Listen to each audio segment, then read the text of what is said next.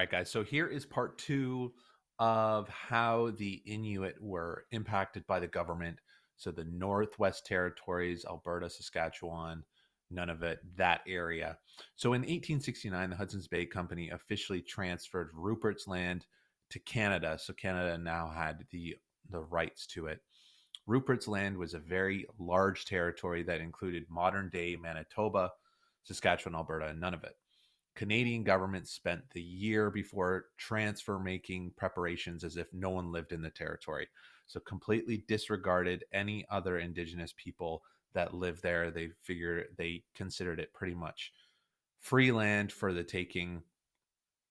Um, so any new Canadians that were moving that way, they had this Canadians first policy that it was pretty much theirs for the taking. So part of Rupert's Land included the Red River settlement. The people living in the Red River settlement were mainly the Métis. Canadian surveyors arrived at the Red River settlement and began marking off the areas already settled by the Métis.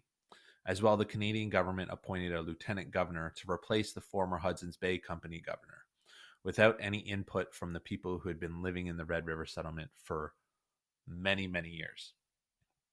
So, completely disregarding the indigenous people, the Métis that lived there. The Métis feared that they would lose their rights and their land if a new government was imposed on them, so they took matters into their own hands and formed their own provisional government. Provisional government is just a temporary government created to keep law and order while a parliament government was being established. So there was no permanent government created at that time. So then came the Manitoba Act. So Louis Riel and his government crafted a Bill of Rights which outlined the conditions upon which the Red River settlement would be willing to enter into confederation. And then on May 12th, 1870, Prime Minister MacDonald accepted the list of conditions, and that was the birth of the Manitoba Act. Largely based on the Bill of Rights, it was passed into a law, and the Manitoba Act, like many other treaties, was an agreement between the Métis and the Canadian government. Then there is agreeing to Treaty 3. With the transfer of Rupert's Land to Canada, First Nations also wanted to protect their ways of life, land, and independence, as well as their future. So in 1873, the Saulteaux and Lac Seul Band of Ojibwe signed Treaty 3 with the Canadian government. So in exchange for various goods, hunting, and fishing rights and mineral rights, the Saulteaux agreed to give the federal government access to more than 14 million hectares of their traditional land. So they gave up quite a bit. And then the treaty set aside 28 reserves for First Nations use. Some reserves were near fishing areas, while others were on land that First Nations had begun to farm. Treaty 3 had set the standard for how the next eight numbered treaties were modeled. So these were the terms of Treaty 3. So the Saulteaux would have reserves, a one time cash payment of $12 per person, a yearly payment of $5 per person, they would have access to farming equipment and other tools. And then the government also verbally promised that the Saulteaux would be able to hunt fish on all of Treaty 3 land.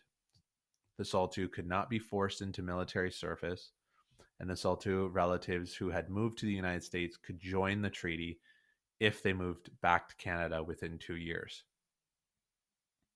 However, the Saulteaux would cede, release, surrender, and yield all their rights and title to the land to the Canada government in exchange for those things. So they're giving up all of this land for just this little amount. It wasn't very fair.